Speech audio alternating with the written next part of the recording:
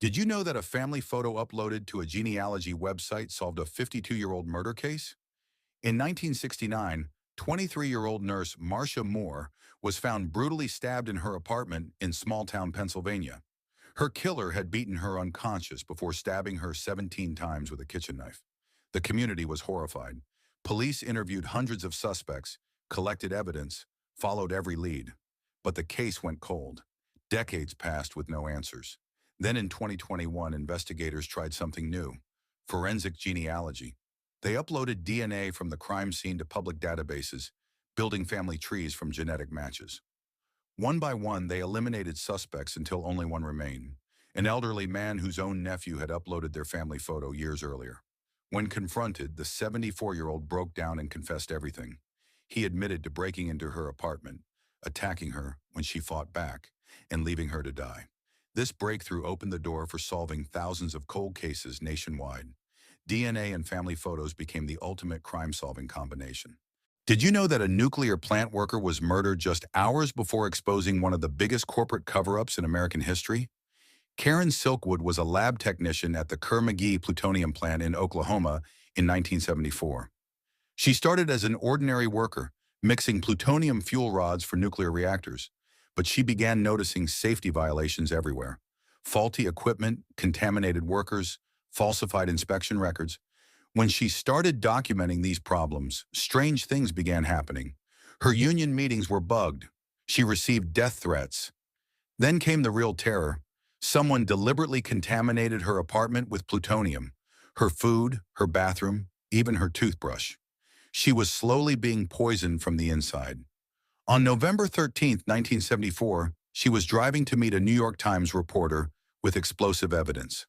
Her car veered off the road at high speed and crashed into a concrete wall. The folder of documents she carried was never found. Investigators found suspicious dents in her rear bumper, suggesting she was forced off the road. Her death sparked nationwide nuclear safety reforms, but the truth died with her. Did you know that the world's most sophisticated diamond heist was solved by a half-eaten sandwich? In 2001, Leonardo Notarbartolo rented a safe deposit box in Antwerp's Diamond Center, home to 80% of the world's rough diamonds. For 2 years, he studied every detail: motion detectors, magnetic fields, seismic sensors, 10 layers of impenetrable security. His crew built fake identities, mapped guard rotations, and practiced bypassing each system with surgical precision. On February 15th, 2003, they struck during a quiet weekend. They disabled the alarm, fooled the motion sensors with hairspray, and cracked the vault door using a custom-made key. Inside, they found 123 safe deposit boxes filled with diamonds, gold, and cash. The execution was flawless. Not a single alarm triggered. But weeks later, police found their DNA on a discarded sandwich near the getaway route. The criminal masterminds had forgotten the most basic rule: leave no trace. They stole over $100 million. Only $3 million was ever recovered. Perfect planning, ruined by lunch. Did you know that in 2015, two convicted murderers escaped from a maximum security prison using power tools smuggled by a prison employee who was supposed to be their getaway driver but chickened out at the last second? Richard Matt and David Sweat had spent months manipulating Joyce Mitchell, a prison seamstress at Clinton Correctional Facility in New York. They convinced her to smuggle hacksaw blades and drill bits hidden inside frozen hamburger meat. For weeks, they practiced cutting through steel walls in their cells, creating fake wall sections to hide their work. On June 6th, they left dummies in their beds and crawled through a maze of pipes and tunnels beneath the prison. But Mitchell never showed up to drive them away, leaving two dangerous killers loose in the wilderness. For 3 weeks, hundreds of officers hunted them through dense forests near the Canadian border.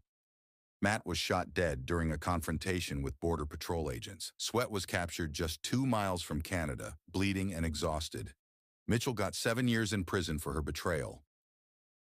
Did you know that two fake cops walked into a museum and stole $500 million worth of art in just 81 minutes?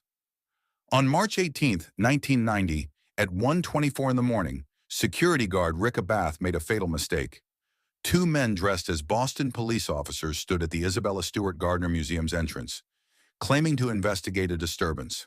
Against protocol, he buzzed them in. Within seconds, they overpowered both guards and duct taped them in the basement.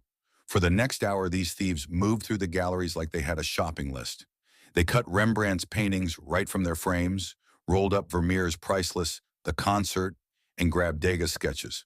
Strangely, they ignored even more valuable pieces hanging nearby. When they left, 13 masterpieces worth over $500 million were gone forever. 34 years later, the FBI still hunts for the stolen art. A $10 million reward remains unclaimed, and the empty frames still hang as reminders of history's greatest unsolved art heist.